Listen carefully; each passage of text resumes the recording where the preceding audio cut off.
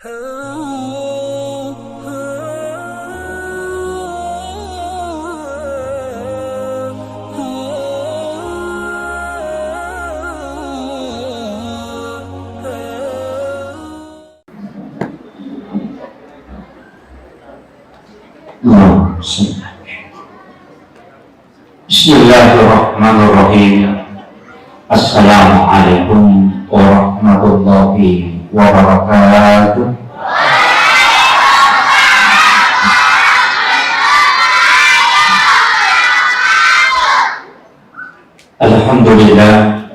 Alhamdulillahilladzi rafa'al mustafa manasibal insani wal busyra wa ja'ala israhu min makkata muqaddasi fi laylata wahidatin ayatan kubra. Wassalatu wassalamu ala asyrafil anbiya'i wal mursalin sayyidina wa maulana wa habibina wa syafi'ina wa ala alihi wa ashabihi wa sahabatihi ajma'in. Allahumma salli ala Sayyidina Muhammadin tibbil qulubi wa dawaiha wa afiyatil abdani wa shifaiha wa nuril absari wa diyaiha wa ala alihi wa sahbihi wa sallam. Wa la azza wa jalla fi kitabihil karim. A'udzu billahi minasyaitonir rajim. Bismillahirrahmanirrahim. Subhanalladzi asra bi'abdihi laylan minal masjidil haram ilal masjidil aqsa alladzi barakna hawlahu linuriyahu min ayatina innahu huwas samiul basir. Shadaqallahul azim wa nahnu ala dzalika minas syahidin wasyakirin. La haula wala quwwata illa billahi wa huwal aliyyil azim.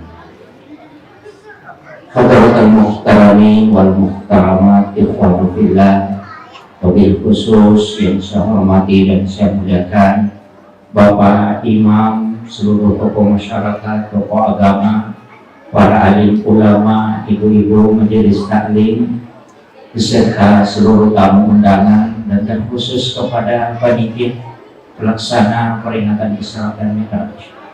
Walaupun terlambat, sananya alhamdulillah, syukurillah. Jadi saya diminta untuk sebagai amanah mewujudkan pribadi yang solid secara rohani dan solid secara sosial. Jadi melo ipak dupa biasanya dapat pokok tengah masyarakat. Jadi ternyata di bawah selamat, tapi mengetoki mau pas selamat. Ia roh agama tapak bukti Islam, iman, ihsan. Islam itu fikih, iman itu tauhid, ihsan itu adalah sosial. Jadi hitungannya, ya cuma bicara kita Islaman berarti kita bicara mazhab. Makanya dari Islam itu lahir aliran, muncullah mazhab. Dari iman itu lahir teologi, maka muncullah seperti Jabariyah, Qadariyah, Mu'tazilah, Khawarij, itu dari teologi. Maka itu iman. Yang pertama bicara tentang ihsan, maka di situ lahir tarekat. Jadi harus ditaruh. Jadi ya komiki capai keislaman sempurna, maka pelajari fikih. Tapi ya komeloki memiliki tauhid yang utuh, maka pelajari teologi. Tapi ya komeloki memiliki sifat sempurna keihsanan, maka pelajari tasawuf. Ini penting. Makanya tiga hal ini tidak boleh dipisahkan. Mereka tahu mengharapkan tasawuf karena dia belajar fikih. Itu penting. Makanya nanti saya akan bahas sedikit untuk merinci. Saya pakai bahasa Bugis atau bahasa Indonesia? Campur.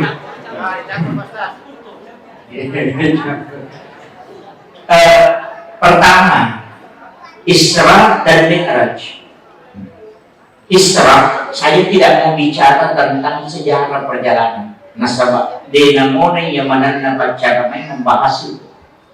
Tapi saya ingin membahas sedikit hakikat ada di balik Isra dan Mi'raj. Yang Raja Ebahu, Nabita, Burak, dan Malaikat. Itu ada 3. Nabita simbol manusia, Burak simbol binatang, sedangkan malaikat adalah simbol rohani. Ia kotomelo mas sempajan. Nabita mengendarai Burak, artinya binatang simbol hawa nafsu. Malaikat itu mendampingi Nabi, maka itu adalah kalbu. Jadi ya kotomelo mas sempajan, mesti hawa nafsu ini ditekan. Itu intinya. Makanya ketika nanti mau Mi'raj itu pakai itu. Jadi yang komelo mangolo kukong Allah Ta'ala, hawa nafsu ini mestinya ditekan, bukan dihilangkan.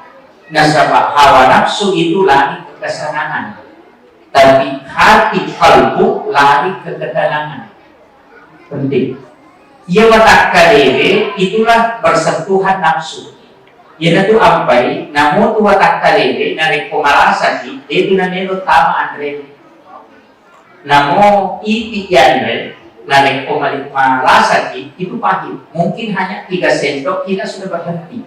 Berarti tubuh sakit, menolak makanan walaupun enak. Hati juga begitu. Narik pemalasai hati pun akan menolak makanannya. Agak andrena arti sihir, bacaan Al-Quran, dan hal-hal yang berkaitan dengan agama. Makanya, ya kau angkat tahu, napa 5 ayat na baca imamnya, na 5 semen na, atau malasa tinin.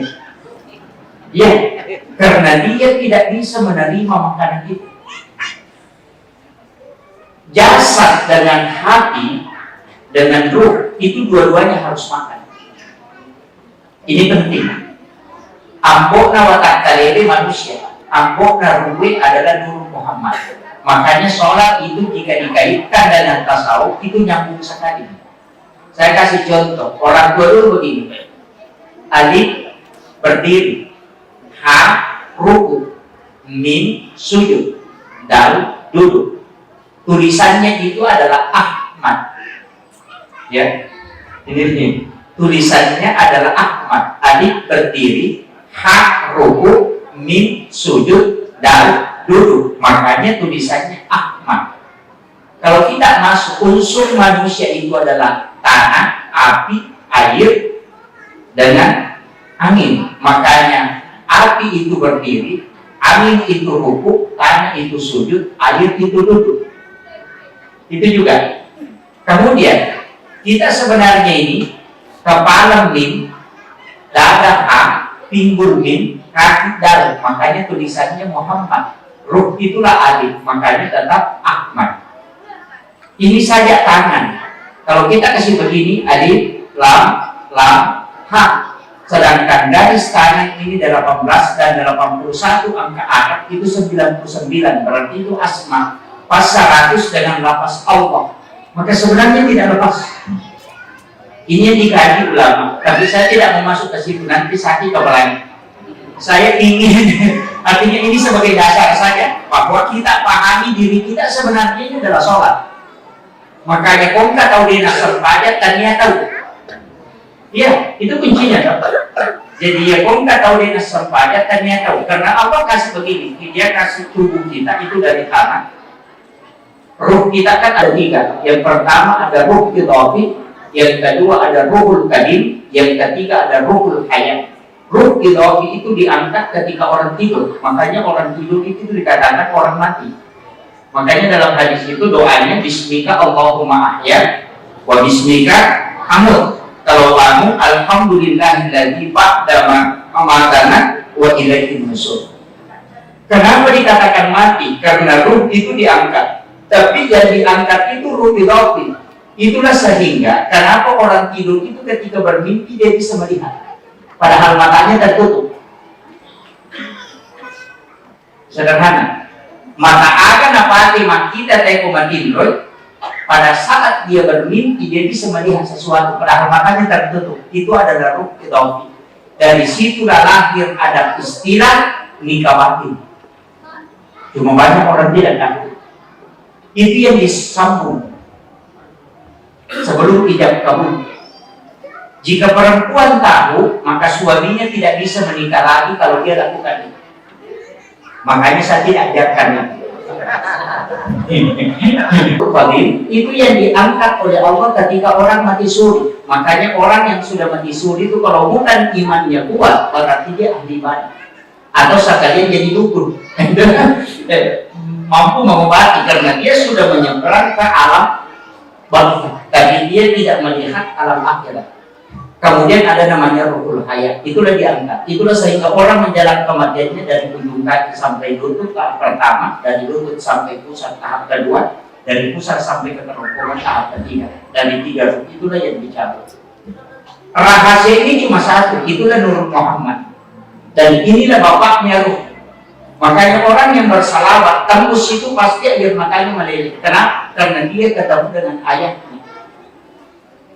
Tubuh ini lahir bapak kita manusia, jadi ini penting. Jadi tempat kembalinya tubuh ini ke tanah, tempat kembalinya ruh itu ke alam ruh.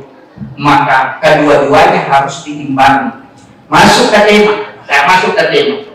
Kesalehan secara ruhani sebenarnya itu adalah ihsan. Makin sholat itu sebenarnya mengajarkan semuanya. Makanya setiap ibadah yang mana tempat tasbih ini Bapak Ibu sekalian, sebenarnya itu mengajarkan itu. Hampir semua ibadah itu mengajarkan kesalehan sosial. Hampir semua. Wudu secara lahiriah membasuh tangan, tapi hakikatnya pelihara tangan jangan melakukan kesalahan dan dibenci oleh Allah. Ketika kita berkumur-kumur membersihkan mulut secara lahiriah, tapi hakikatnya jagai timum aja napuli materi dan masalah. Ketika kita membasuh muka, itu lahiriah membersihkan, tapi hakikatnya jaga pandanganmu tidak melihat hal-hal yang dibenci oleh Allah. Semua yang melahirkan dosa itulah yang dibersihkan. Makanya di bagian kepala ini yang paling banyak dibersihkan, dibasuh pada saat berwudu. Kumur-kumur, hidung, muka, kepala, telinga. Itu hampir semua. Sisanya itu tinggal tangan dan kaki. Karena ini yang dua. Karena kenapa? Kunci dosa cuma di sini. Seandainya kata udah ada urunnya, dia ada dosa. Ya. Betul? Makanya kuncinya kan di sini. Itulah sehingga pada saat kita sujud dalam sholat, dia yang paling rendah. Tidak ada tempat yang paling rendah, tidak ada anggota tubuh yang paling rendah yang sujud pada saat kita sujud kecuali muka ini. Dia lebih rendah dari perut. Bahkan dia lebih rendah dari kaki, karena kaki itu masih berdiri. Kepala ini yang tunduk. Maka seandainya kita pahami makna ini bahwa kita semua dari tanah, maka ambil sifatnya tanah. Ada sifatnya tanah. Ya kongka ada mate, kalau memang pasti tak tahu. Tapi ya kota tubuh di negara dimasukkan ke air tidak hilang, karena angin pun tidak hilang. Sifatnya tanah, nasuk hujan tahu. Ini kunci. Kemudian yang kedua, dari tanah semua tanaman itu tumbuh. Bibit masuk ke situ dia akan tumbuh. Artinya, ya kau angka DC napatama tahu maka akan kita kembangkan. Seandainya ini yang bisa dilakukan, itulah hakikatnya. Kemudian dia tidak setuju imun lina di belakang pantatnya orang tidak tinggal. Sebenarnya itu menghinakan diri. Makanya ada sujud, ada sajid. Tapi kalau kita masuk ke hakikat, agar dipasang payang, watak kali kan, hati kan, kelengikan kan menjadi masalah kan? Makanya itu betulnya masang payang mempai pacingi an-nadhafa at-tuhuru at-tazkiyah as-sakat. An-nadhafa paci carepa, at-tuhuru paci hakiki, at-tazkiyah paci ngati, as-sakat paci warna-warna. Ia pomelo ki masang payang nanti nama paci ia pai bahaya. Pertama, baju wajib kita pakai paci boleh najisi. Kodena ada najisnya sudah bisa dipakai. Tapi syarat yang kedua bersih secara hakiki. Makanya kita dalam hadis sahih, siapa yang memberi pakaian dengan harga 10 dirham, 9 dirham uang halal, 1 dirham uang haram, kemudian dia pakai sholat, maka sholatnya tidak diterima. Halal bersih secara lahiriah, tapi prosesnya menjadi haram sehingga sholat bukan lagi mengatakan tidak sah, hanya mengatakan tidak diterima. Maka dia wajibnya kalau kita pakai masam pajak tanpa resatongan. Maka dia wajibku memang betul-betul halal sumbernya. Itulah dipakai sholat. Karena siapa tahu kita sudah sholat dengan baik berulang kali, tapi Allah tidak menerima sholat kita. Yaitu apa yang kau jual nasi dan kata yaitu makanya dipakai. Kecuali cari mandiri aja tak pakai masam pajak. Itu jadi masalah. Kecuali harus cari kurang menimanca dicari tanpa mapagi tidak masalah. Karena dia bukan sogokan, tapi dia melo mendre nampak makdere berarti itu jadi masalah. Itu penting saya ingatkan supaya kita hati-hati. Karena orang-orang kaya itu mestinya membagi sarung, bagikan kepada jamaah supaya bisa dia pakai sholat. Tidak usah juga yang terlalu bagus. Ya tidak itu maka dong. Ini orang bisa, atau kita bisa bikin amplop, tulis amplop, mohon diberikan 1 setel pakaian sholat untuk dipakai sholat. Itu paling bagus. Jadi makanya supaya orang itu bisa aman. Ini pakaian. Nah sebabnya itu haramnya Pak dua. Ini yasam haram di gairiha, ada haram di zatiha. Dia haram di gairiha itu sebenarnya prosesnya. Dia haram di zatiha bendanya. Anjing, darah, babi, bangkai itu haram di zatiha bendanya. Tapi yang yasam di gairiha prosesnya. Manuk halal, tapi kemana kembali bulan?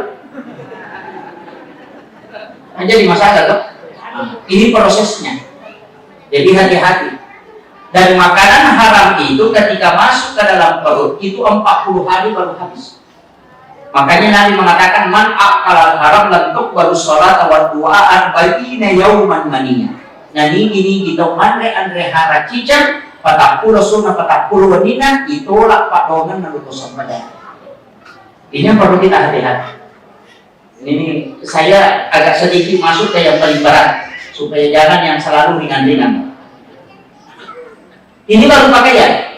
Yang kedua angkayasa kaci hakiki. Makanya an-nadhafa itu sampah. Jadi kita Tuhannya an-nadhafa itu minan iman, kebersihan sebagian dari iman. Yang dimasuk di situ sampah lahiriah yang kelihatan. Yang kedua ada at-tuhuru satrul iman. Itu beda, bukan nadhafa. Jadi dia pakai istilah at-tuhuru. Taharah itu adalah hakikat. Makanya wudu itu masuk at-tuhuru, bukan an-nadhafa. Jadi itu ampai ulama sufi itu tidak melihat wudu itu kebersihan lahiriah.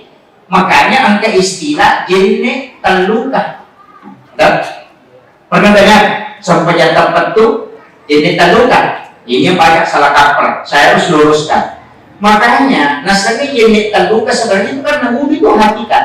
Karena orang yang ada najis di tangannya ketika mau berwudu mesti dia bersihkan dulu baru berwudu. Orang yang buang angin itu batal wudu, tapi yang cium bau kentut tidak batal.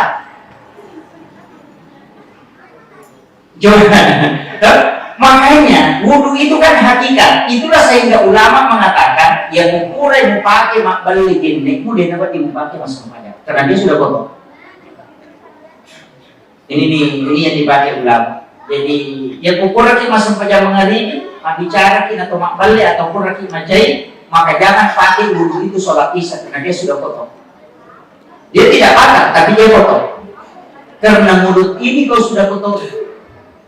Makanya dalam tasawuf itu melihat wanita batal wudu. Melihat ya, artinya dimasuk di situ melihat dengan pandangan syahwat, bukan melihat secara lahiriah tidak. Jadi makanya kan wudu itu kan begitu. Makanya Imam Malik itu dengan Syafi'i kalau tidak bicara mazhab, bukan bicara tasawuf ya. Yang pemasakan berbeda dong. Imam Syafi'i bersentuhan kulit suami dengan istri tanpa pelapis itu batal wudu. Istri. Jadi kosikan ini dene tak boleh lo kasih dia, napa makakan ini dene, kemudian disentuh tangannya, maka itu batal wudu kalau Syafi'i. Karena istri itu bukan mahram. Sekali lagi istri itu bukan mahram. Dia orang lain yang dimiliki. Kenapa? Mahram itu syaratnya dua. Yang pertama haram dinikahi, yang kedua haram digauli, itu mahram. Istri dinikahi, istri digauli juga, maka dia bukan mahram. Harus ditahu ya, ini fikih. Jadi kau nggak tahu makanya dia tuh gaya tak muhrim, tak bukan. Dia bukan muhrim. Dia adalah orang lain, makanya dikatakan dalam fikih itu hak tamlik, itu hak pakai, bukan hak milik. Istri itu hak pakai. Ya. Ini tapi agak kasar ya. Saya ambil analogi sederhana. Kenapa suami yang mau menikah lagi tidak butuh izin istri? Tapi istri yang mau menikah dengan orang lain harus lepas dari suami. Kenapa? Itu sama dengan handphone. Handphone itu hak pakai, bukan hak milik. Nah, begini, kalau saya beli handphone, apakah handphone itu saya miliki? Saya miliki, tapi apakah handphone itu memiliki saya? Tidak. Istri pun begitu. Ketika dia dihitbah, dilamar, kemudian dinikahi, itu miliknya suami. Tapi istri tidak memiliki suami. Artinya bukan hak milik, tapi dia hak pakai. Makanya suami kalau mau beli handphone lagi boleh. Mengerti maksud saya? Tapi jangan coba-coba. Dari situ fikih ulama berbeda. Makanya kuncinya begini Pak. Istri itu bukan muhrim. Yang muhrim itu adalah saudara, apa namanya? Saudara, bapak, ibu, nenek ke atas. Itu cucu ke bawah. Itu muhrim. Tapi kalau istri itu bukan. Sehingga bersentuhan kulitnya laki-laki, kulitnya suami dengan istri itu batal wudhu. Makanya kalau kita buka hadis-hadis itu banyak, perdebatannya banyak sekali. Itu ambil waktu kalau saya bahas. Sampai Aisyah mengatakan, oh tidak, saya pernah tidur bersama Nabi, kemudian Nabi tidur, Nabi sholat, saya bangun mencari Nabi tidak ketemu, saya usap kepalanya sampai kakinya, ternyata Nabi sujud. Seandainya bersentuhan kulit laki-laki suami istri batal wudhu, maka Nabi berhenti sholat. Karena saya sentuh. Apa kata Syafi'i? Nabi itu sujud, dia tidak sholat. Karena tidak semua orang yang sujud itu sholat. Coba, itu kuatnya itu Syafi'i pendapatnya. Makanya kalau saya tergantunglah. Imam Malik mengatakan bersentuhan tidak masalah, yang penting tidak ada syahwat. Abu Hanifah mengatakan, Ahmad bin Hanbal mengatakan yang penting tidak sengaja. Kalau sengaja dia batal. Kalau tidak sengaja tidak masalah. Kemudian Abu Hanifah mengatakan nanti itu yang satu masuk baru batal. Makanya sepakat, makanya fikih ini kan berbeda. Kenapa dia berbeda? Itu karena istimbat manhajnya yang berbeda. Makanya banyak orang menyalahkan kita kembali ke Al-Quran dan Sunnah. Kok kembali ke mana? Kembali ke Al-Quran katanya dan Sunnah. Itu perkataan yang bohong. Kenapa? Kalau kau kembali ke Al-Quran, apakah kembali ke terjemahan atau mushaf? Kalau kau mengatakan kembali ke Sunnah, apa kembali ke Sahih Bukhari atau Sunan Abu Dawud? Coba. Tidak ada yang dijelaskan ulama tanpa dalil.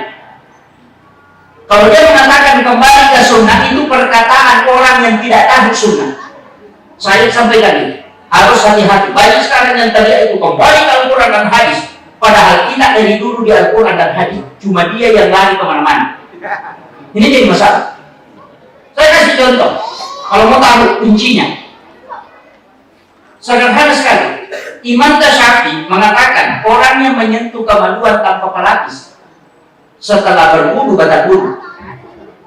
Imam Malik mengatakan menyentuh kemaluan tanpa pelapis itu tergantung keadaan. Abu Hanifah mengatakan siapa yang menyentuh. Ini penting. Kenapa?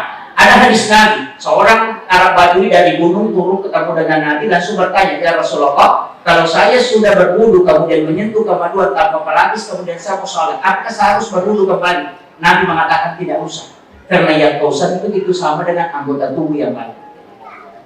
Makanya tidak batal. 28 hari kemudian ada 3 pemuda mendatangi Nabi di serambi masjid. Kemudian dia bertanya, ya Rasulullah, kalau saya sudah berwudu kemudian menyentuh kemaluan tanpa pelapis, kemudian saya mau bersolat, apakah saya harus berwudu kembali? Nabi mengatakan berwudulah kalian semua. 2 hadis pertanyaan sama tapi jawaban berbeda. Disinilah muncul 3 kaidah. Ada pakai metode tarjih yang dipakai Muhammadiyah. Ada yang pakai metode nasi mansuk, mana yang dulu kalau undang-undang namanya di amandemen. Ada yang pakai metode al-jamku, kedua-duanya dipakai. Nah, di sini bergelut hukum. Imam Tasyafi mengatakan orang tua dari burung bertanya sendiri angka kekurangan atau matoi patah kalupan mata maka kami yang ditabatan angka dari sehingga dia tidak pakai hadisnya karena menganggap lemah, dan ini hadis ahad. Tapi tiga orang pemuda yang datang bertanya kepada Nabi, ingatannya kuat dan tidak mungkin tiga orang ini salah pendengarannya, maka inilah yang dipakai. Sehingga tadi dia dipakai Syafi'i, dia menggunakan bakal. Imam Malik beda. Imam Malik mengatakan ini hadis. Coba lihat, orang tua yang bertanya, Nabi mengatakan batal, tidak batal. Pemuda yang bertanya, Nabi mengatakan batal. Dua-duanya hadis ini berlaku. Dia ketok-ketok karena kemaluan ada yang menegakkan karena tidak ada syahwat, sedangkan anak muda batal karena pasti ada syahwat. Ini kunci. Makanya beda. Kemudian Ahmad bin Hanbali berbeda. Dia mengatakan hadis pertama dihapuskan oleh hadis kedua menghapuskan hadis pertama. Itulah nasi mansuk. Nah, inilah sehingga kadang dua hadis tiga pendapat. Jadi aku kata dia nabi berbeda, itu malah sauduna itu. Ini kuncinya. Makanya dalam sholat ini penting kita pahami perbedaan-perbedaan pendapat itu pasti banyak. Tapi harus ditaruh kaidahnya supaya dia itu maka syarat. Yang penting empat ulama ini silakan. Makanya Muhammadiyah itu hanya mengambil pendapat yang paling kuat. Satu itu yang ditarik dan mereka itu yang dijadikan pedoman. Sehingga dikatakan menjadi starji. Hasil tarji itu menjadi pedoman pokok mulai pusat sampai daerah.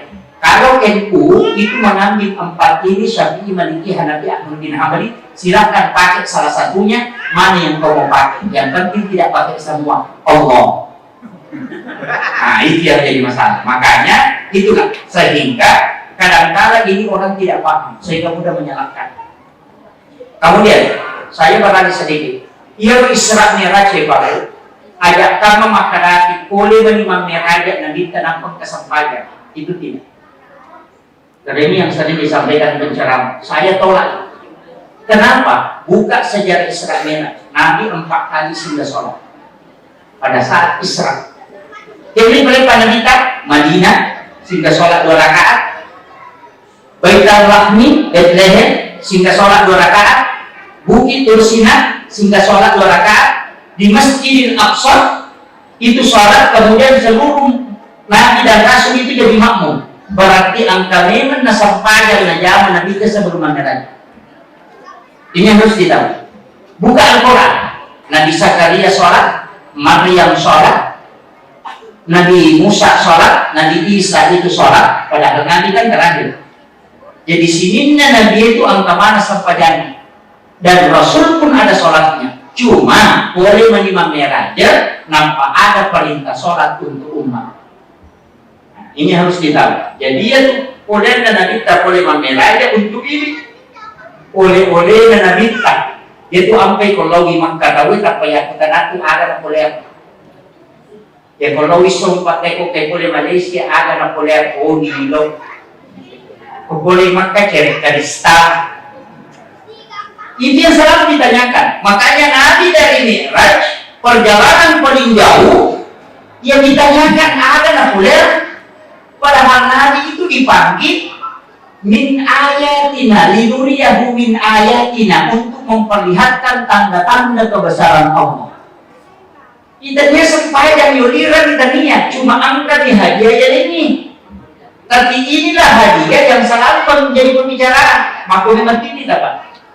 Maka dia tuh maka ada nanti ko kumero maka ibadah na ko kulay maka pakasibiyang ni maka papin na hindi ka hindi mo ada na kulay ang kajila ang kasudala gitu kan. Nabi pun meninggal, kita kan pun begitu. Ada na kulay na binta. Inilah soal. Saya sedikit mengambil kembali ke ayat. Fataqabbala rabbuka bikabulin hasan wa ambata hanabatan hasanan wa kaffalaha Zakaria. Kullama dahala 'alaiha Zakaria al-mihrab wajada indaha rizqan. Qala ya Maryam anna laki hadha? Qalat huwa min indillah. Inna Allaha yarzuqu man yasha'u bighairi hisab. Hunalika da'a Zakaria rabbah qala rabbi habli min ladunka dzurriyyatan thayyibatan innaka sami'ud du'a. Fanadatul malaikatu wa qa'imun yusalli fil mihrab Allah yubassiruka bi Yahya musaddiqan bi kalimatin wa sayyidan wa hasura wa nabiyyan minas shalihin. Ini di depan. Itu kuncinya. Masjid itu harus punya mihrab. Masjid itu harus punya mihrab. Mihrab ini yang di depan. Dan rak itu Pak, itu 2 lapis. Makanya saya minta ke panitia beli ambelah ukuran 2 meter kali 1,5 untuk lapisan sajadah imam. Jadi kasih 2 lapis. Kalau tidak 2 lapis, keramik tempat imam itu harus beda warnanya. Makanya masjid besar dulu itu warna keramiknya tempat sajadah imam warnanya beda. Karena yang bangun masjid ulama. Sekarang yang bangun masjid insinyur. Makanya sama-sama. Iya. Kenapa? Ini kunci, ini Al-Quran. Nanti saya akan kasih berkahnya. Banyak orang tidak tahu, Pak. Dan itu kunci dalam masjid. Ia ron imamnya, mihrab itu ditunjuk langsung dalam Al-Quran. Fataqabbalaha rabbuha biqabulin hasanin wa ambataha nabatan hasanan wa kaffalaha Zakaria. Kullama dakhala 'alaiha Zakaria al-mihrab. Begini, Nabi Zakaria itu kan umurnya 90 lebih. Istrinya sudah 50, hampir masuk 60, sudah berhenti haid. Dan tidak ada anaknya. Dia ada anak, itu mana? Ahli medis mengatakan istrimu tidak bisa melahirkan karena dia sudah berhenti haid. Nabi Zakaria umurnya sudah tua, maka dia ambil kemanakannya Maryam, ibunya Nabi Isa ini nanti. Umurnya pada waktu itu masih 8 tahun lebih. Dia bawa ke rumahnya, simpan di dalam biliknya, kemudian dia kunci dari luar. Dan dia tuh Nabi Zakaria piara anak darah dan piara rumah. Nah, sahabat dia pala kayak masuk. Yopi di piara anak darah, ya ini kunci motor. Motor kayak pedokak. Maka dia masuk angin apa kedewa. Nabi Zakaria itu kan kunci kamar dari luar. Nanti dia buka kalau dia masukkan makanan. Tapi apa yang terjadi? Kullama dakhala 'alaiha Zakaria al-mihrab wajada indaha rizqan. Tentu tawi Maria monro perbulan Nabi Zakaria setiap nabuka pintunya kamar engka anda yang berilang. Dan anehnya makanan musim dingin di musim panas. Pada ikannya betul dia dan kadodil. Ikannya betul lase dan kalase. Makanya bertanya, anda lagi hazard ini ada. Boleh. Ada jawaban namanya, wanit indil. Itu langsung dari Allah. Nabi Zakaria tidak percaya. Tanya ko nabi, mampun raimu, malulumo, kumanan kan langsung berhubungan. Ada jawaban namanya yang nampak mamak ko. Inna Allah yarzuqu man yasha bighairi hisab. Ya mumpung Allah Ta'ala bilang malingi dalil akan dia melalui proses. Mamak ko. Agar nasa Nabi Zakaria, barang kita dunia boleh menjadi masalah. Ia onron na itarima padokan apa upi monro masampadan na itarima makanya nakudan yang nuri nak subuh nanya kabut karena mintanya itu 2 tanda. Maka keluarlah Maryam, Nabi Zakaria masuk. Hunalika da'a Zakaria rabbah, maka masuk wa huwa qa'imun yusalli fil mihrab. Tetoi masuk sampadan ukilalan na mihrab nangilororipun aganillah rabbi habli min ladunka dzurriyyatan thayyibatan innaka salimud du'a. Alingna anak pun nasabah ini juga diberikan pada orang. Tertemu di masa panjang langsung turun mereka dari atas. Ada jawabannya. Allah yubassiruka bi Yahya musaddiqan bi kalimatin wa sayyidan wa hasura wa nabiyyan minas shalihin. Langsung menjadi anak roh. Ia tidak dinapahanya kan. Guru tak kayak Jalur Rahman Amudat, kung kasantri na nilorewa na nila ng kampar. Maka ini tak rewo ko, tapi juga ada di ku. Maka itu pertama ko kebilangan kamarani. Di bantal kecil itu tempatnya sholat, ada sajadahnya di belakang, dan di situ anak-anak mengambil uang dan tidak pernah habis. Itulah yarzuqu min indillah. Ini kata dia paham. Ia nasi makna ulama. Namun ini Pak, kumaki uki uko kamarat kamitra ada burukan daripada Maryam yang ibu yoko boleh ukurannya 2 meter kali 1 meter atau 1,5 kali 1 meter tadi sudah ada 2 lapis. Nak patungkul mas sampaya mataru tungkul masih kiri mana dapat korok milodok itu tembusi. Karena itulah jalur yang Allah akan turunkan rezeki secara langsung. Yang biasa rezeki laduni. Min ladunna rizqa. Tapi ya ini masalahnya kemudian aku banding nama ini lalu kalau televisi lalu kamera baru ketika kamera lalu sudah berikan dari lalu sudah terus tidak ada yang jelas. Ini jadi masalah. Dega on-roy kalau kok boleh melo sifat bicara pun atau lepor, maka Allah pun akan menurunkan malaikat ke sini. Kamu nih hilangkan dibuat, kamu kepulauan nih hilang. Nanti dia celoki mangeraja. Masuk lewat ki kepulauan sampai maka kinro on-roy di masa banyak. Kemudian itu tutup, tidak boleh kelihatan dari luar. Mesti dikasih apakah triples atau kasih kain supaya tidak tembus ke dalam. Di dalam di kamar dan tidak ditempati berjamaah, hanya sholat sendiri. Kalau musola itu boleh berjamaah, kalau mihrab tidak boleh. Makanya Kiai Imam Subair itu menutup kamar pribadinya karena di situ mihrabnya. Anaknya pun tidak boleh masuk. Ini yang tampak istimewa seorang hamba ketemu dengan Tuhannya di mihrab. Makanya lewat hikmah itu maki buah. Rogilah lagi mereka kaki buah. Saya punya guru itu ada 9 guru tasawuf dan itu semua punya. Dan uniknya semua pakai kain kapan. Jadi kain kapan itu lapisan bawah. Dia sudah pesan. Kalau saya wafat pakai ini sebagai kain kapan pun nanti. Maka kain kapan itu tidak akan termakan oleh tanah dan tidak jadi pakai. Itu hakikat. Ini makanya kita harus punya itu, Pak. Kenapa doa kita selama ini tidak mustajab? Karena tidak ada tempat khusus untuk ketemu dengan Allah. Ini penting. Imam, saya kembali di masjid. Imam tempatnya itu katakan mihrab.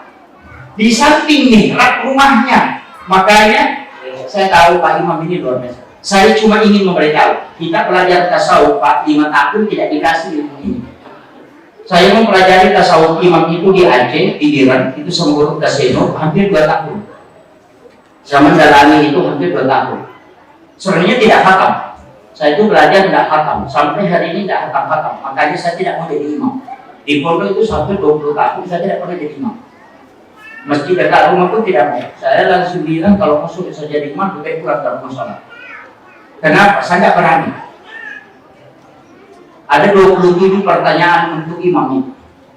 Tapi saya tidak mau bahas karena dia akan 5 itu. Saya bahas ya.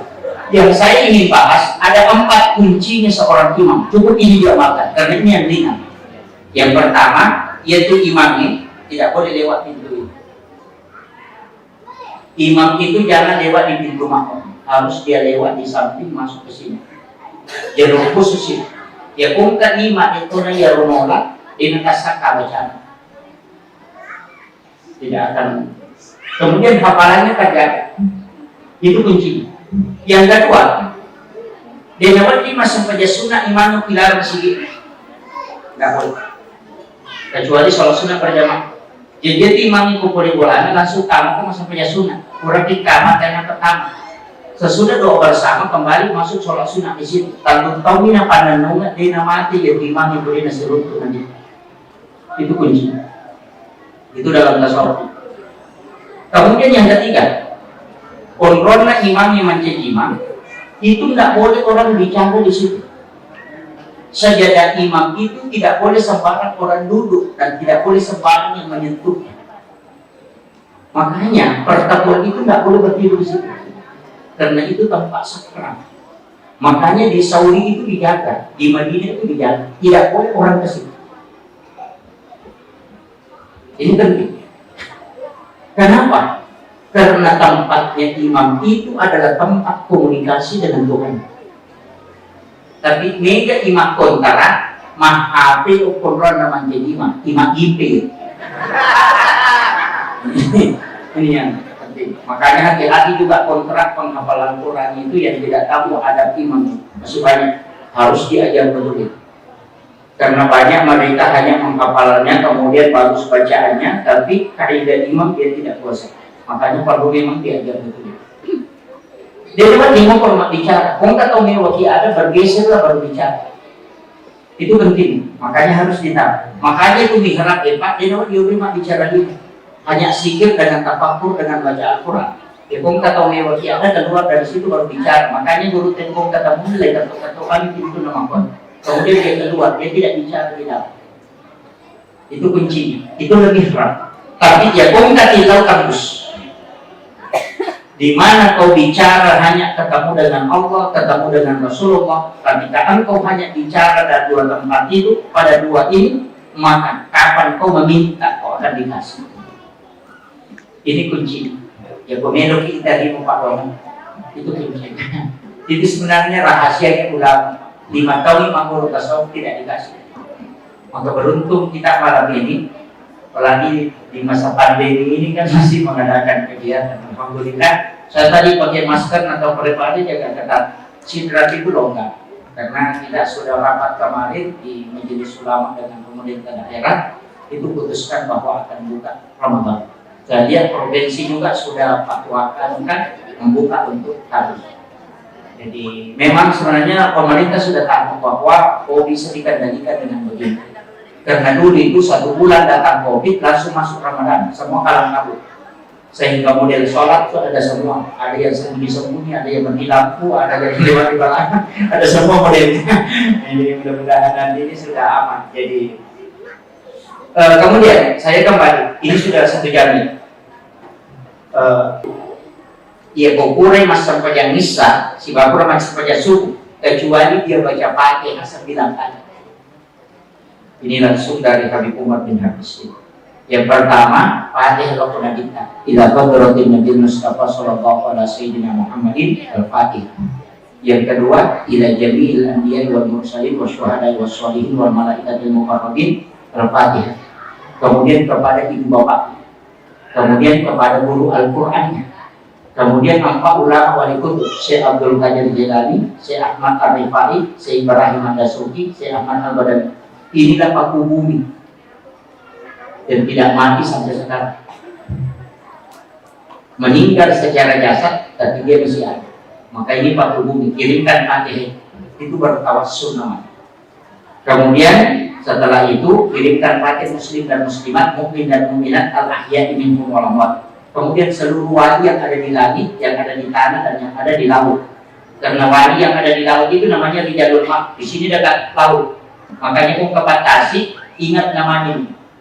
Rijalul Maq itu Habib Abdullah Al-Idrus. Bisa jasanya. Yang kau kebatasi, aku namanya Habib Abdullah Al-Idrus. Itu wali air.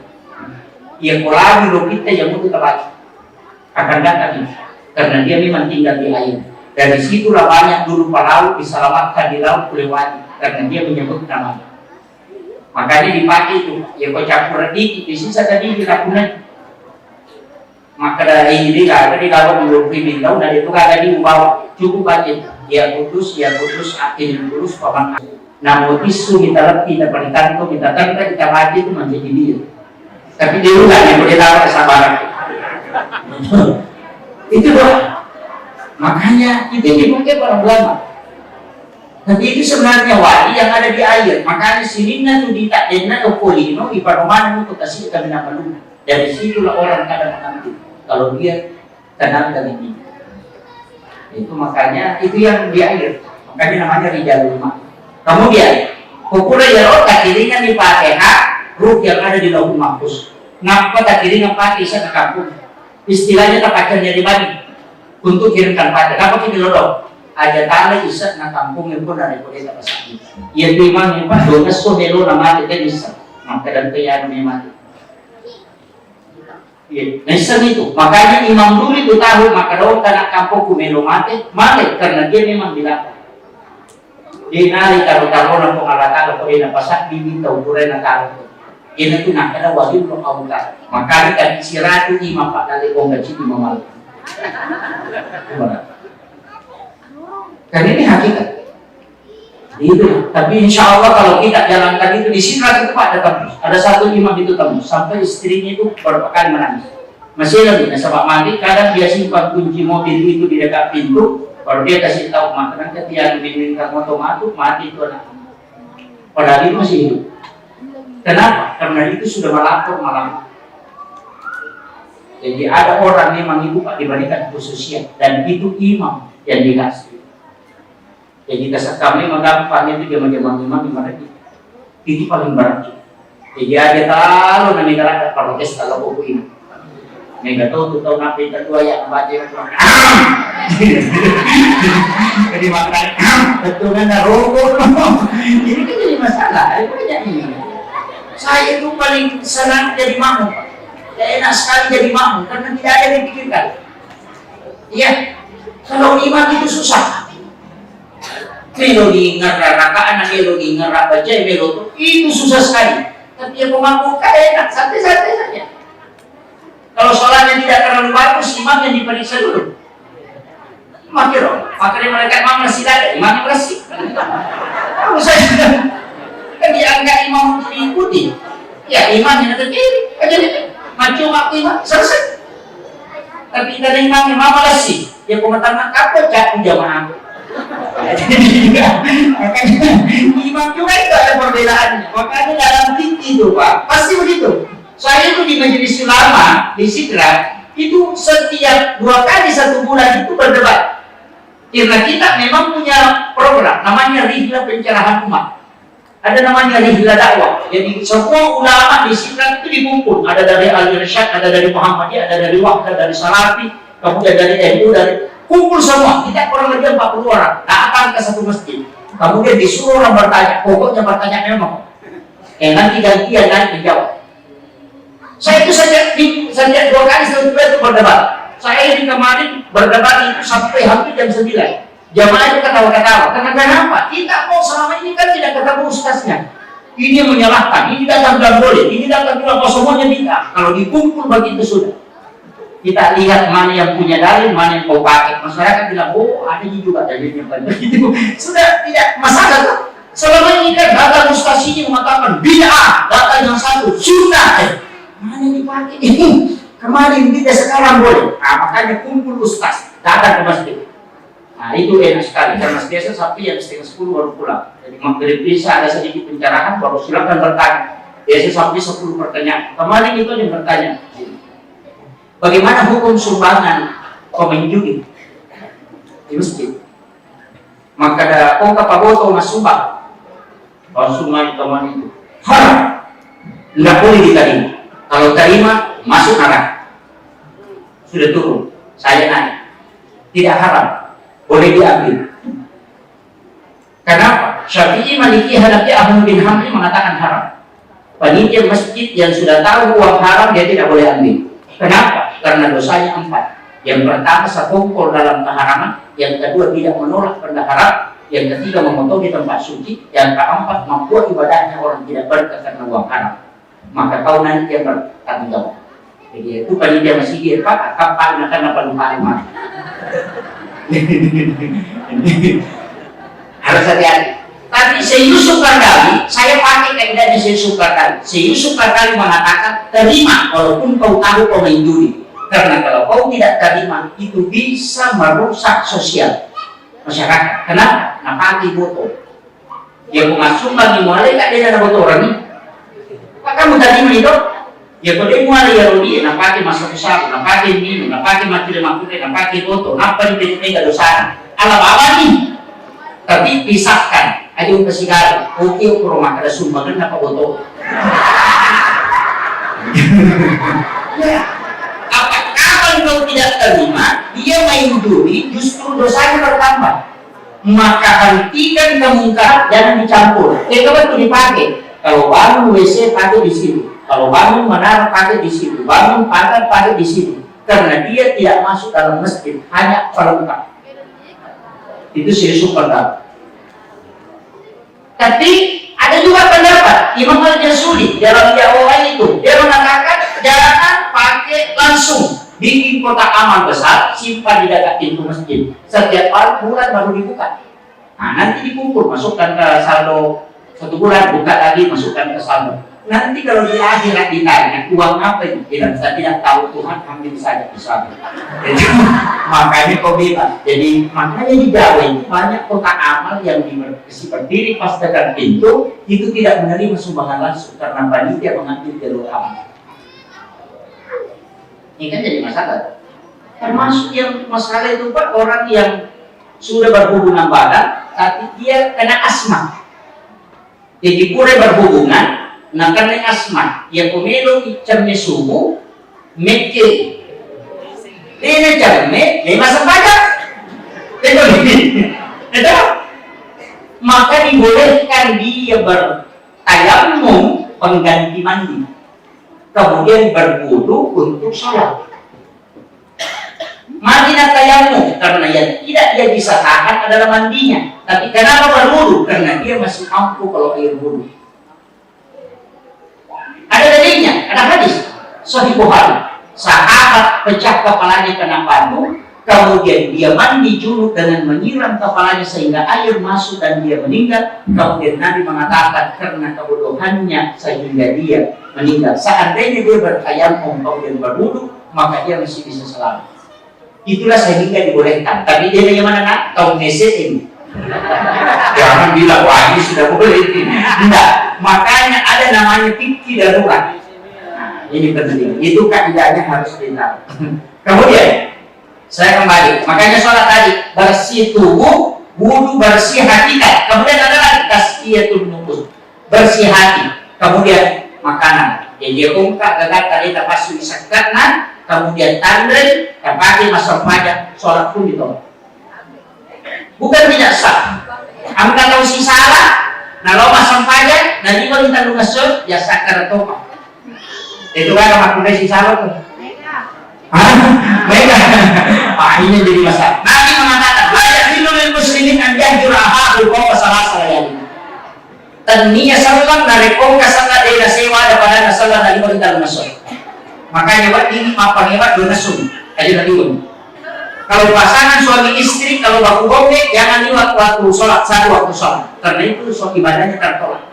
Itulah sehingga Nabi mengatakan kalau istrimu marah maka jangan sampai dia melewati satu batas waktu sholat karena akan mempengaruhi sholat.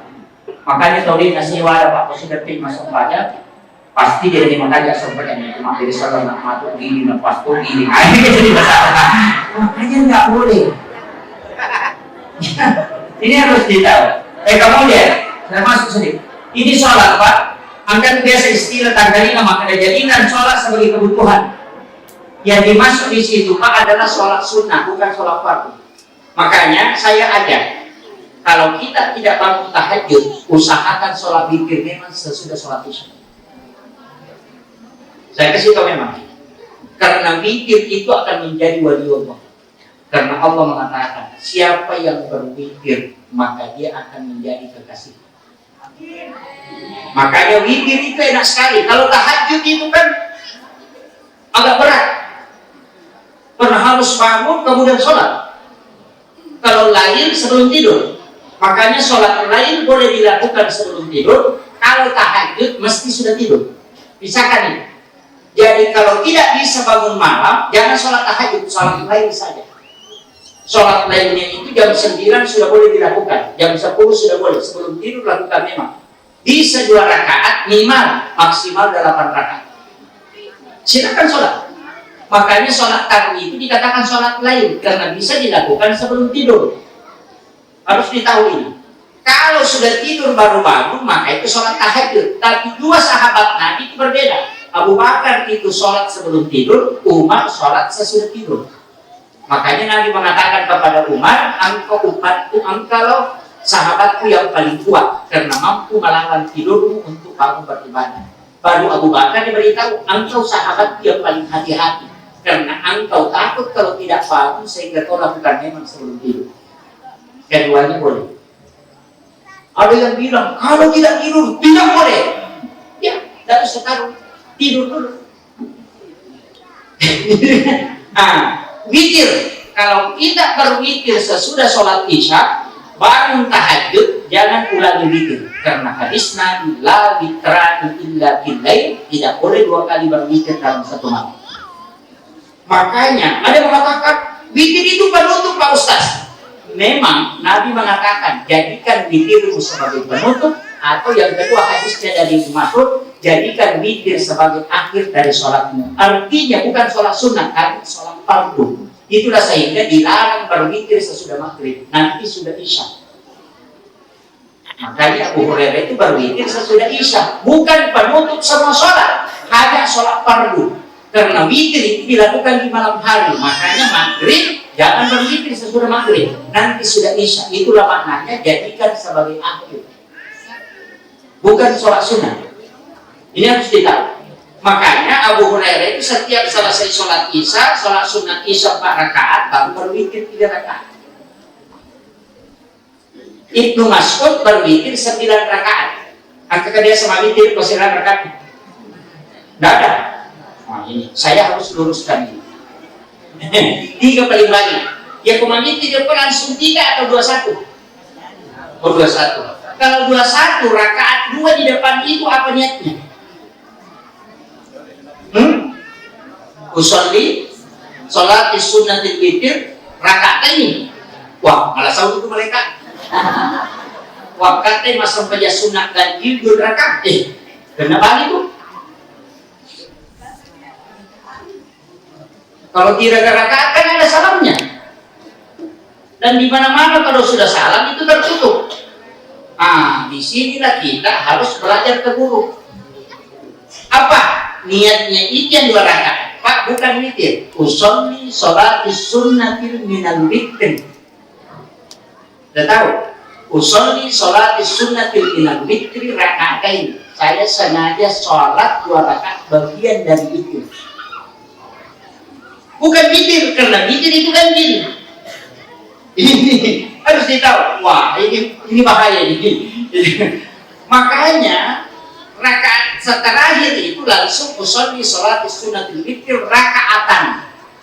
Maka dia bisa mengatakan akrabani pakat masih kerja sunat 2 rakaat bagian witir karena Tuhan Allah. Selesai dong. Hari makrati 2 rakaat bagian witir itu Allah.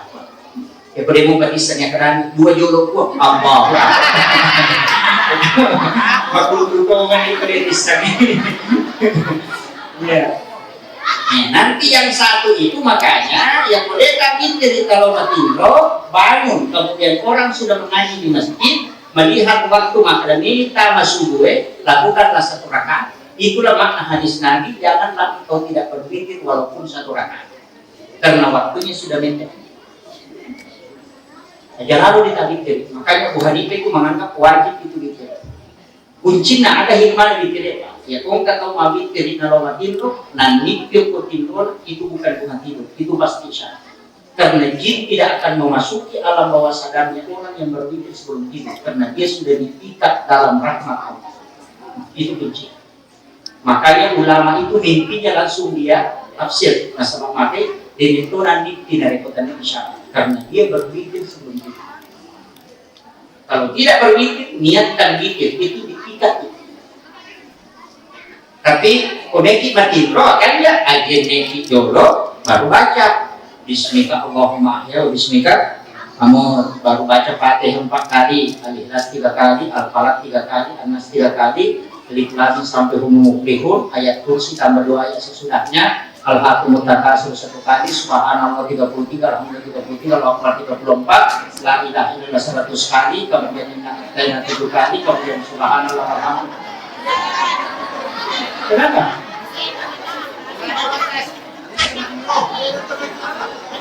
Berarti dia terbaca.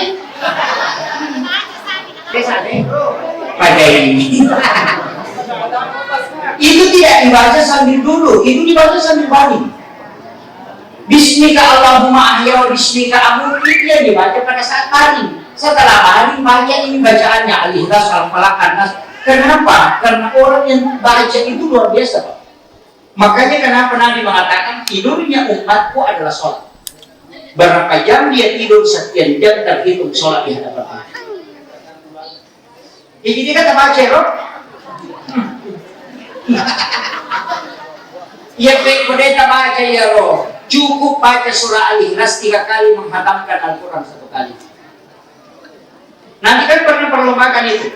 saya akan kasih surban siapa yang bisa khatam Al-Quran sebelum subuh. Siapa bisa khatam Quran? Makanya mengaji. Abu Bakar, Umar, Utsman, Ali mengaji. Abu Bakar pas sudah sholat kita start, Umar sudah sholat start, Utsman start, Sayyidina Ali dia paling santai. Kemudian sedikit langsung tidur. Ditanya Khalifah Utsman, khatam? Dia bilang belum, tinggal 4 lembar. Abu Bakar tinggal 2 lembar. Umar tinggal 1 lembar. Saya bertanya, bagaimana Sayyidina Ali? Umar mengatakan tidak usah tanya. Kita baru mulai dia sudah tidur. Makanya sebentar sekali baru dia tidur. Nah, katakan tidak, tanyalah. Ditanya Sayyidina Ali, bagaimana Al-Quran? Dia mengatakan, saya khatam 3 kali sebelum tidur. Langsung kaget. Mengatakan, bagaimana? Nah, mengatakan, saya pernah mendengarkan engkau di dalam kalammu berbicara bahwa siapa yang membaca surah Al-Ikhlas 3 kali itu sama menghatamkan Al-Quran 1 kali. Maka saya membaca surah Al-Ikhlas 9 kali sebelum tidur, berarti itu 3 kali khatam. Nabi langsung melepas surbannya kemudian memberikan kepada Sayyidina. Mengaji dalam tuwele, udah langsung membaca dia. Makanya itulah sehingga imam kita kalau Ramadan sering baca surah Al-Ikhlas. Karena mazhabnya itu, mazhab udah lahu. Tapi enak lah. Kenapa? Surah Al-Ikhlas ini karena saya menangis Pak. Bahwa begitu luas rahmat Allah dengan surah yang pendek ini dia bisa menjamin kita. Ini kata membuat saya menangis. Bahwa begitu besarnya rahmat Allah pada hamba yang cinta pada surat ini itu diberikan jaminan. Makanya jangan ada toko di mana Pak? Tapi itu engkau di mana? Engkau mana? Tidak satu kan asal kasih di mawar duha. Ya. Kalau saya izin dipakai karena ada sahabat Nabi jadi imam 5 tahun, kalau 2 tahun baca, 2 tahun baca, saya jadi protes. Ada Madinah Tuliyah dibaca, nasa ada mati hukum cecek. Ada mati hukum cecek. Ya ini, kemudian dipanggil lah karena dilapor, dia dipanggil. Nabi mengatakan, saya mendengarkan orang menyampaikan bahwa kau selalu baca surah ini. Ada nasa. Ya betul ya Rasulullah. Ini penjelasan di namanya aku yang baca. Kemudian yang kedua saya membacanya karena semuanya menuju kepada Allah. Ada nasihat kita karena cintamu kepadanya, maka engkau akan bersamanya di surga. Nah, penjelasan terus. Maka kita harus baca kata dulu. Jadi tidak usah permasalahan karena memang ada ayat dan surah itu yang cinta ke kita. Artinya setiap sampai waladhalin dia yang muncul. Maka itulah surah yang cinta. Dan ada satu surah di dalam Al-Quran Nabi mengatakan siapa yang cinta kepadanya maka dia bersamaku di surga. Surah Al-Kautsar. Inna a'tainakal kautsar fasholli li rabbika wanhar inna syani'aka huwal abtar. Dia pun tak tahu dia apalah dia mati lawan. Ini penting. Makanya harus dihuni. Kemudian ia sampaikan kisah dan amal ini. Sampai subuh Pak, sampai Nabi Adam. Makanya Nabi ketika Mi'raj itu langit pertama ketemu Nabi Adam, sampai ke atas ketemu Nabi Musa, Nabi Ibrahim. Makanya Ibrahim itu yang di langit ke-7, Musa itu lagi ke-6. Ibrahim itu titip pesan, di surga itu ada tanah sangat subur, di bawahnya mengalir sungai, tapi tandus, tidak ada tanamannya. Maka menanamlah di surga. Ada tanda-tanda surga, subhanallah walhamdulillah wala ilaha illallah wallahu akbar. Nabi menampar haula wala quwwata illa billah. Sehingga siapa yang membacanya ini maka dia sudah punya taman di surga yang luas.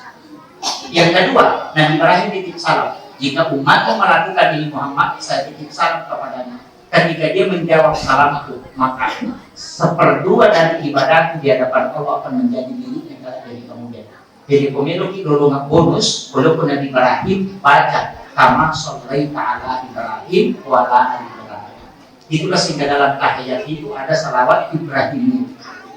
Ini harus dibaca. Tapi namun dia dibaca itu satu. Kemudian Nabi Musa, ini Nabi Musa paling enak. Kenapa? Karena dia paling protes. Turun Nabi tanya, apa tadi masalah? Berapa 50? Kita kurang, banyak sekali. Nabi naik, kurang 5, naik lagi, kurang 5, naik lagi, kurang 5, sampai tinggal 5. Dia mengatakan itu masih banyak, minta 2 saja. Nabi mengatakan tidak. Bayangkan Pak, seandainya bukan Nabi Musa, kita tersisih. Maka papa masih sedih menentukan orang Indonesia dia apa? Angka 50. Iya lagi terima maka betul. Apalagi yang 50 ya, makanya berat. Untung ada Nabi Musa. Bahkan Nabi Musa mengatakan umatku tidak mampu Muhammad, tidak mampu. Kalau kau mampu tapi umatku tidak. Maka kelak ketika dia tidak bisa lakukan maka dia akan berdosa. Banyak masuk neraka. Minta kurang. Nabi. Sehingga Nabi bolak-balik 5 menit makanan kita tinggal 5 karena Musa repot makanan kita dikurangi tidak kemudian kayak kaku nih kayaknya baru Nabi Musa itu ketawa. Kalau begitu mau turun sengaja Nabi Musa sebenarnya. Kenapa? Karena Nabi Musa itu gengkel. Kok ada Nabi yang dari barakat langsung melewati saya. Itu yang gengkelnya Nabi Musa.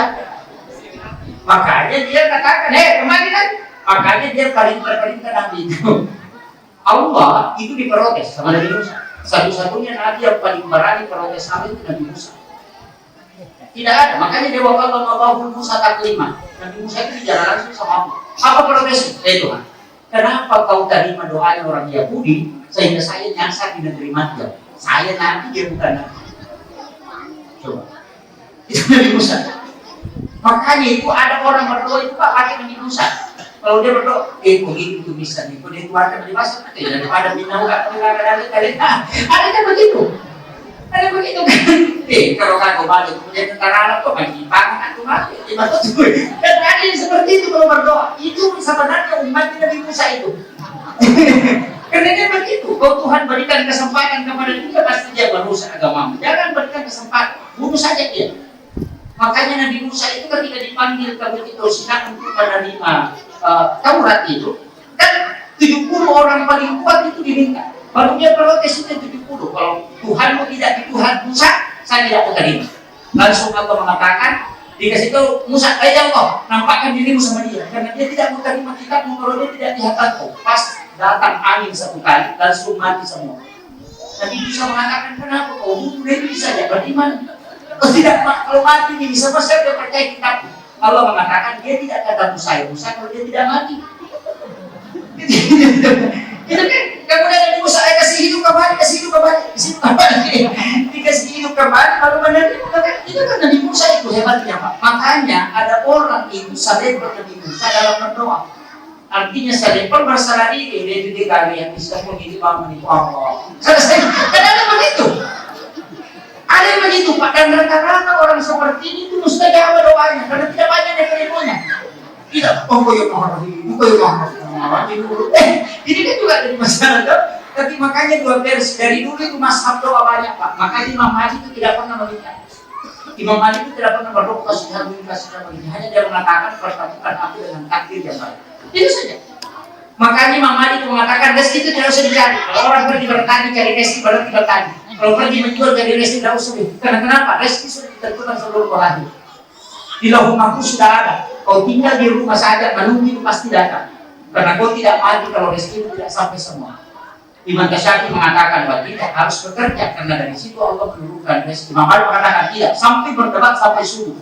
Murid dengan guru. Tapi dibuktikan Imam Syafi'i sesudah sholat subuh keluar jalan-jalan melihat orang paling anggur dia bantu dikasih anggur satu keranjang. Apa kata Imam Syafi'i? Imam Malik kita di masjid tidak ada bagian ini. Karena hanya menunggu rezeki dari langit. Saya yang keluar bantu orang dapat rezeki, maka rezeki harus diusahakan. Dia bawalah anggur ini ke rumah Imam Malik. Imam Malik baru sampai itu anggur langsung sudah katakan itu anggur masak rezeki hari ini. Saya tidak bekerja, dia datang sendiri ke sini. Halo? Imam kadang itu silakan komen rezeki, ia merubah kebenaran kedalik. Makanya rezeki itu tidak usah dicari, dia akan datang sendiri. Itulah prinsip Imam Malik. Dua-duanya telah dikabulkan oleh Allah. Makanya kalau saya Pak ada orang tidak bekerja tapi datang juga rezeki. Hanya ibadahnya saja. Artinya datang saja. Ada juga orang bukur itu kalau seperti ya begitu juga. Makanya bukan usaha yang menyebabkan rezeki itu ada. Tapi ada 5 pintu rezeki. Pertama sedekah, buka pintunya. Desa kita ini sudah berbeda. Desa kita oto tangki. Mobil Pertamina. Dia oto tangki siapa kita revisi darurat. 50.000 liter. Iya. Tapi mandi na macam pada dia capur isi.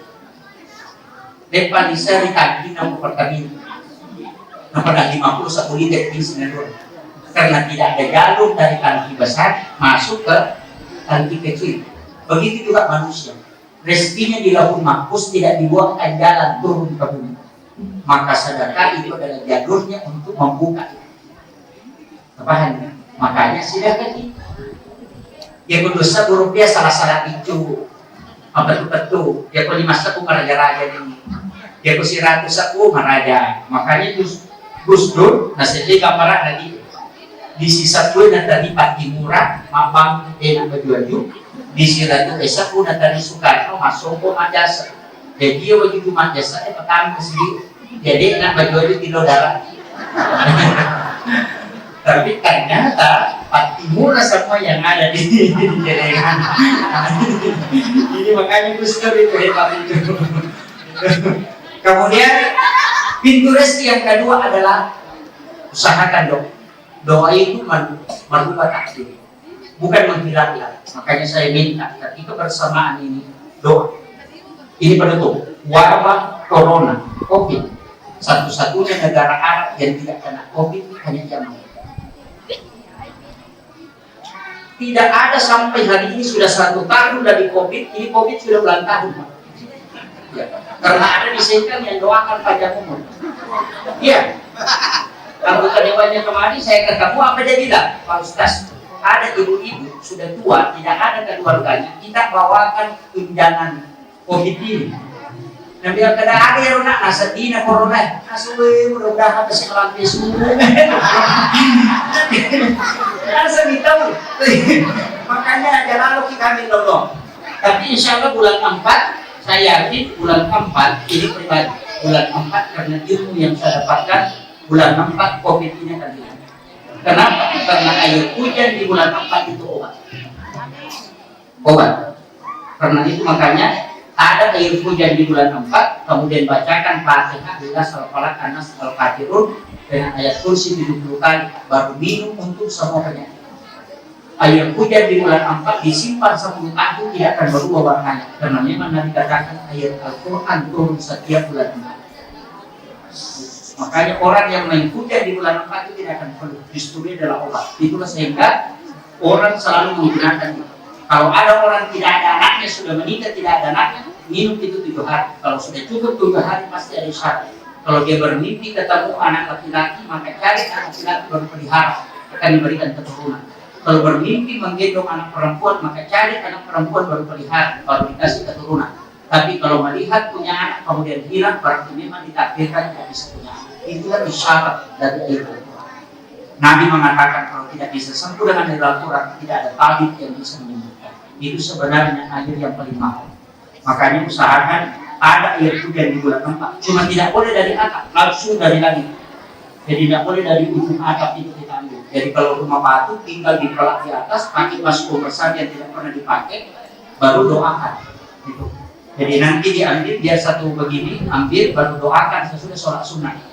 Itu tadi dibaca. Makanya itu akan obat. Saya selalu simpan itu air seperti itu. Karena itu air obat. Kalau beli di Jawa namanya air IL.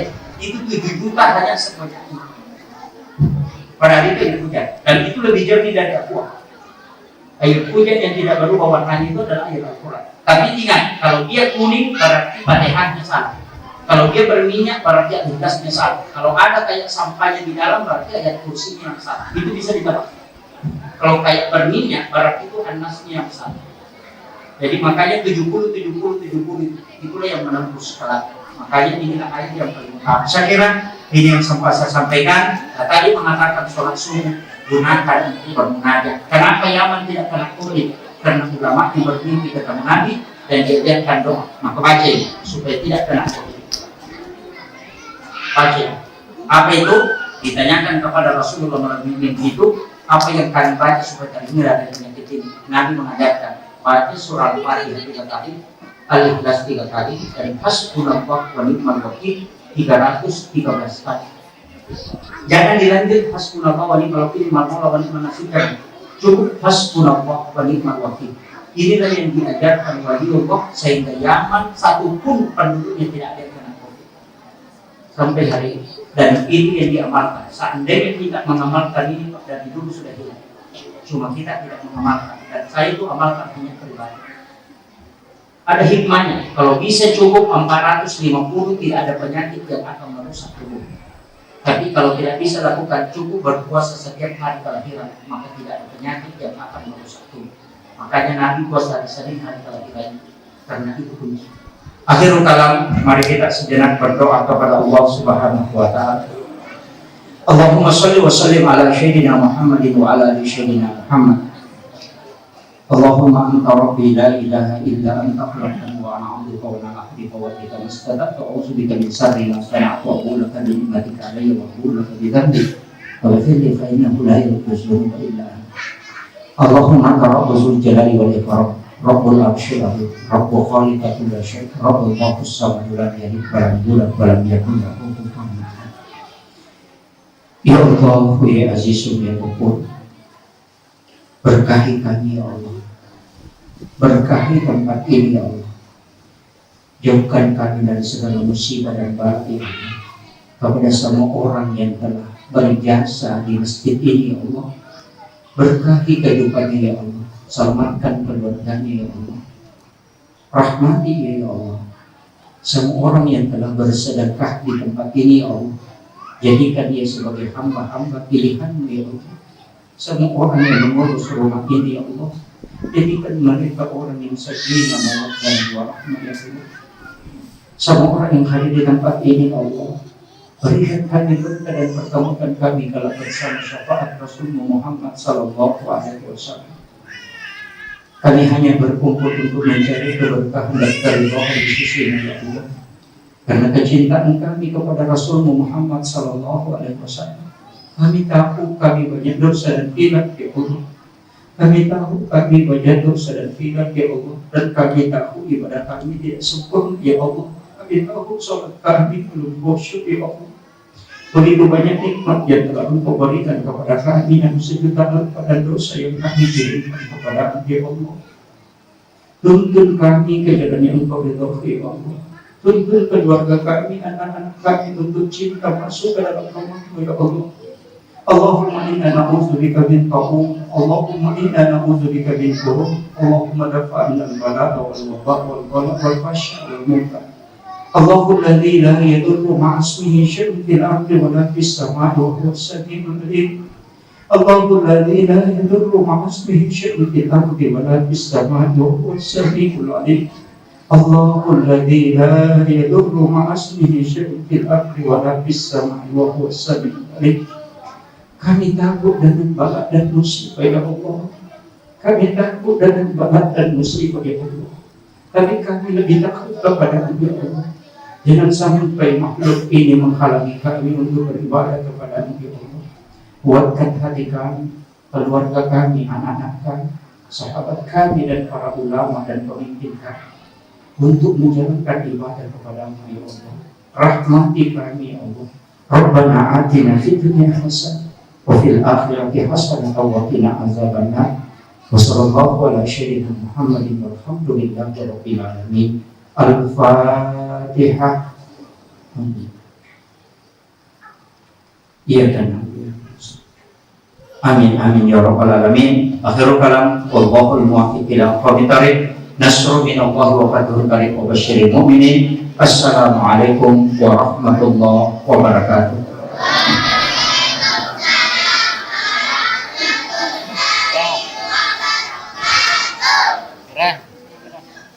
Demikianlah tadi penyampaian ceramah agama oleh Al-Mukarram Muhammad Yusuf Estos MA. Semoga kita semua dapat mengambil hikmahnya dan menerapkan dalam kehidupan sehari-hari. Semoga kita semua selalu berada